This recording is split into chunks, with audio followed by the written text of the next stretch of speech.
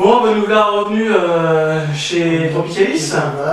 Donc on est dans ta petite pièce d'élevage, ouais. Qui est déjà bien, hein, pour une petite pièce d'élevage. Pour la Bourgogne.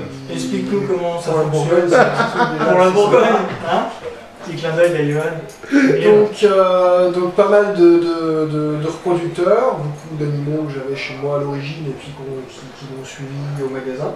Ce qui est peut-être plus facile au niveau... Je passe plus de temps ici que chez moi. C'est vrai.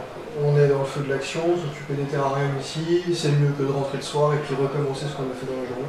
Okay. Donc je fais Morelia, Irian Morelia Bredli, Morelia Chenet, Python Curtus, Python Bronguersmay. Je fais le tour en même temps. Hein. Hétérodon, Panthérophis, Eublepharis, Boa, Pythiophis, Python. Ici, c'est tout. D'accord, c'est bien déjà. Donc après, j'ai beaucoup d'éleveurs partenaires. Ouais. Les éleveurs potes, quoi, un peu comme toi. Ouais. Donc tout comme toi, tu me fais mes bois, j'ai un pote qui me fait mes caméléons, et voilà, tout mon petit cercle. Et avec ça, j'ai, on va dire, 90% des animaux que je vends dans l'année. D'accord. Beaucoup de NC quand même. Hein. Donc, quasi que du NC, sauf exception de temps en temps des lézards qu'on a dû tuer, je sais pas, du toquet, du Leiocéphalus, des choses comme ça qu'on va prendre en sauvage, histoire d'avoir quand même quelques lézards qui sortent un peu du commun. Ouais. C'est toujours bien précisé, quand c'est du prélevé ou quand c'est du farming, même si j'en fais quasiment pas. C'est vraiment un choix de faire du NC et du NC local. Parce que quitte à rentrer dans une éthique, autant aller jusqu'au bout. Et on a quand même sur Dijon une population de terrarios, ça fait 10 ans que la boutique est là. Donc on a des éleveurs, on a des bêtes, il n'y a pas forcément besoin d'aller chercher très loin pour trouver tout ce qu'il faut. D'accord, c'est bien. C'est une bonne optique et ça marche. On a vu sur les pogonas là derrière toi, tu gères donc, tu mets des UV sur les pogonas au-dessus. Pogonas, ah ouais, les pogonas, donc pareil, les reproducteurs ne sont pas ici, c'est de l'élevage déporté encore. Et donc oui, un par box, UV, chauffage, parce qu'évidemment les pogonas, si on fait des groupes, tout de suite il va nous manquer des bouts de queue, des bouts de doigts, et voilà. Donc le pogona c'est assez, c'est une bête simple et classique. Finalement à élever, ça prend beaucoup de place, beaucoup de temps. Ouais, donc voilà, petit bac individuel. Et puis, regarder du beau et puis en dessous, donc tu as du Eublepharis macularius. En dessous, les geckos léopards, voilà. Donc, on regardez dans la première boîte non, je déconne. Non, mais justement, c'est pour ça que... Explique-nous un petit peu ta petite technique, parce que souvent, il y a beaucoup de polémiques sur... Alors, j'ai élevé très longtemps mes geckos léopards dans des AirTech 60-60 par 35 de haut, avec des UV. Et à force d'entendre que les UV ne servaient à rien, voilà, c'est je suis passé en rack pour gagner pas mal de place. Effectivement, j'ai gagné pas mal de place, mais dès la première saison, j'ai clairement vu que les femelles, après les portées, ont beaucoup plus de mal à se remettre. Ouais. Donc je suis repassé à l'UV. L'UV dans des racks, c'est un peu casse-pied. Donc j'ai fait un système de vacances au mois. J'ai un rack avec des UV, le rack du haut, et en fait, chaque semaine, les boîtes sont changées. Donc avec une petite note pour se rappeler qui a eu son bain de soleil. Et donc une semaine par mois, ils ont une ampoule UV. D'accord, sympa. Et juste ça, en fait, ça suffit largement. Les femelles se remettent vraiment plus vite. Après les pontes, on a beau faire ce qu'on veut sur l'alimentation, sur les apports de calcium, les apports de vitamines. Moi, pour les bêtes comme ça, je suis pas fan de produits en général. Donc en fait, juste tout simple comme ça fait très bien. On a déjà entendu de la part de plusieurs professionnels que voilà, la vitamine, attention, faut pas trop jouer avec, il est préférable d'offrir aux animaux. Voilà, les vitamines, ça reste des produits qu'on va faire rentrer dans le lézard de force, entre guillemets, qui ne va pas manger naturellement, dans un équilibre naturel, et ce que ça peut faire sur les organes, c'est assez fou, quoi. Enfin, On a pris... On parle souvent des hypovitaminoses, mais de la survitaminose, c'est presque pire en fait. Parce que quand l'animal a les reins qui sont foutus, les reins sont foutus. Donc, il n'y a pas de transplantation sur le gécoléopard. Il n'y a pas de dialyse non plus. Voilà, on n'a pas encore fait. Peut-être avec des petites pompes pour aquarium, avec des filtres, on pourrait peut-être faire des trucs, je sais pas. Mais voilà, donc je fais toujours tout mon magasin, tous mes conseils, tout ce que j'ai élevé, je pars toujours du principe que si c'est compliqué, c'est que j'ai pas la bonne recette. Ouais. Pour moi, tout doit être simple. À partir du moment que c'est compliqué, pour moi, c'est qu'on n'est pas sur la bonne voie. Donc voilà, voilà, aucune prétention, je fais que des choses très simples et pour l'instant, j'ai à peu près réussi à faire tout ce que j'avais envie de faire. Les résultats sont là. Voilà, de façon très simple. D'accord. Lorsqu'on a visité la salle d'élevage là juste avant de préparer l'émission, tu nous avais montré 3 petits serpents là qui étaient assez rares, que tu avais eu de tes, comment t'appelles ça, de tes fournisseurs, partenaires voilà, locaux. Mes petits éleveurs, partenaires, j'aime bien ce petit terme, je trouve ça sympa.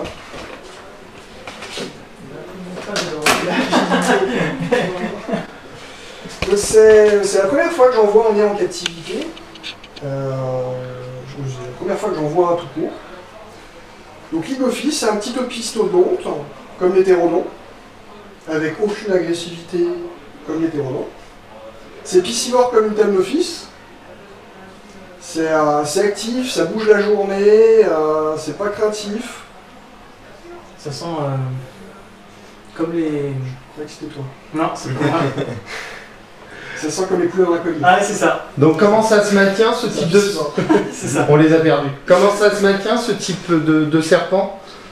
On reste, malgré que ce soit un piscivore, tout comme les Thamnophis, on reste sur du terrarium sec quand même, pas de sorte d'aquaterrarium lié avec des boissins gigantesques. Ça vit proche de l'eau, mais ça ne vit pas dans l'eau.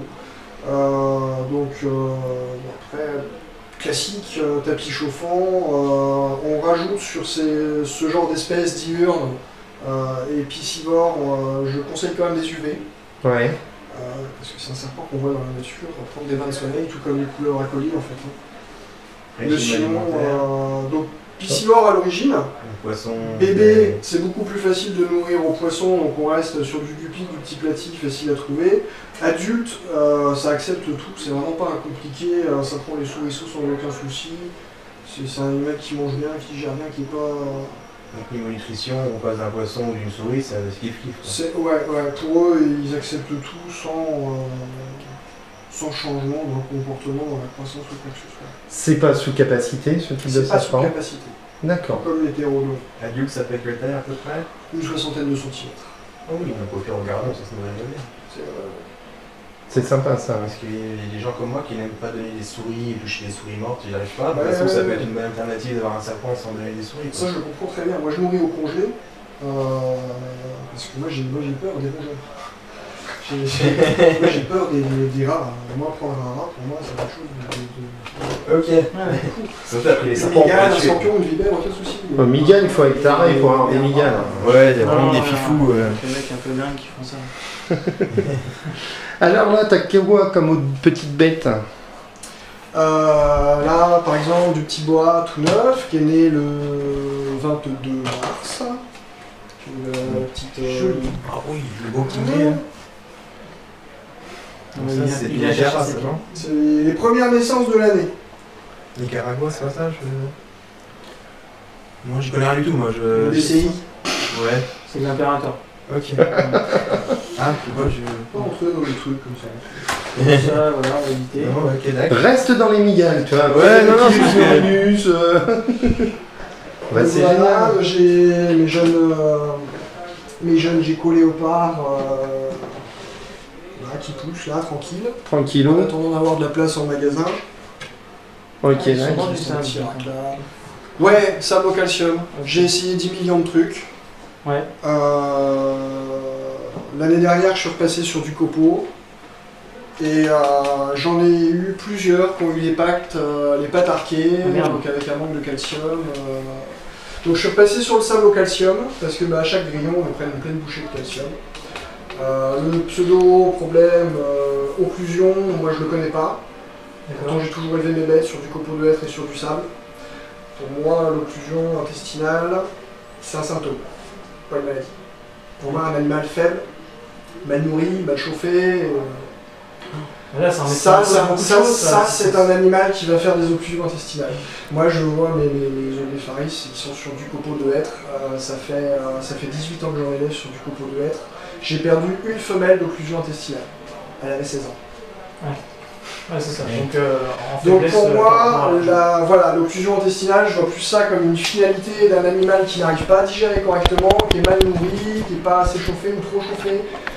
Trop chauffer les lézards par le sol, c'est mortel, on les déshydrate, la digestion est compliquée. Quoi. Ouais. Donc voilà, pour moi, pas de problème dessus. Ok, là, c'est sympa. Donc il y a ton incubateur qui est juste à côté. Surtout au-dessus, on va parler de ton système. Comment on peut dire? Ton système. Un brevet déposé. Un brevet déposé. Allez, on commence par le système alors. Alors le système, c'est un fogueur ventilé tout simple. Ouais. Donc une réserve d'eau, un petit ventilateur. Donc en général, on utilise ça pour faire arriver au-dessus du terrarium pour augmenter le taux d'humidité. En fait, je m'en sers dans ma pièce sur un petit tuyau percé sur sa longueur. Pour brumiser dans toute la pièce, je récupère quelques points d'hygrométrie dans la pièce d'élevage, ce qui me permet de contrôler un petit peu ça. Ça permet de garder les salades bien fraîches comme au magasin. Voilà. Ça permet de garder les salades bien fraîches comme au magasin. Et je rajoute quelques bouts d'huile essentielle. Ouais. C'est un vétérinaire qui m'a conseillé ce produit, ça s'appelle du Lysix. Il y a 3 tonnes d'huiles essentielles différentes dedans que je ne saurais plus citer. Il y a l'orange amère, c'est sûr. Parce que ma femme travaille dans le... Et là, vu, oui, il y a des chances qu'il y ait de l'orange amère. Il y a de l'orange amère. Donc ça, bon, pour lézards serpents, c'est bien, mais on discutait à vérifier sur tout ce qui est migale, d'embrebat. L'utilité de ce produit, c'est qu'il va... alors dans un magasin, l'avantage c'est qu'il va supprimer les mauvaises odeurs. Ouais. Et il a surtout un pouvoir, entre guillemets, désinfectant. C'est utilisé pour traiter des animaux qui auraient des problèmes respiratoires. Pneumopathie, voilà. Donc ça nettoie un peu les voies respiratoires. C'est un petit peu antiseptique, entre guillemets. Ça reste des huiles essentielles, c'est pas un médicament. Ouais.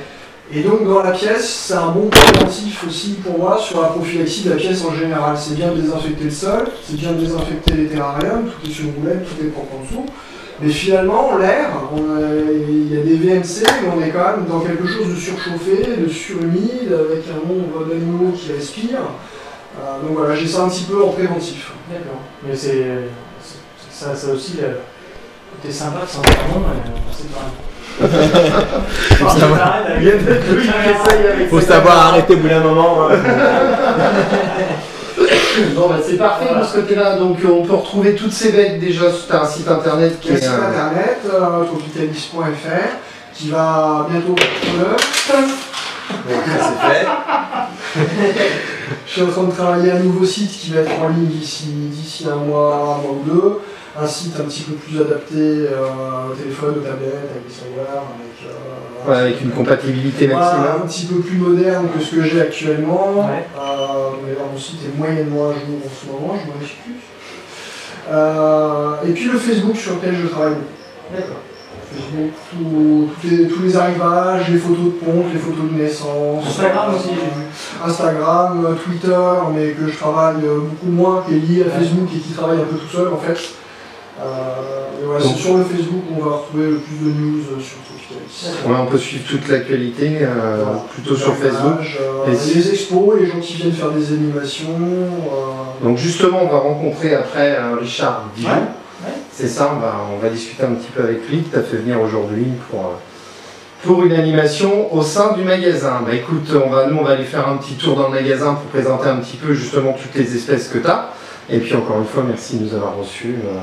Malgré la présence de Jeannot qui a fait l'essai. Et ben voilà, merci beaucoup et à très bientôt. Salut. Ciao. Salut.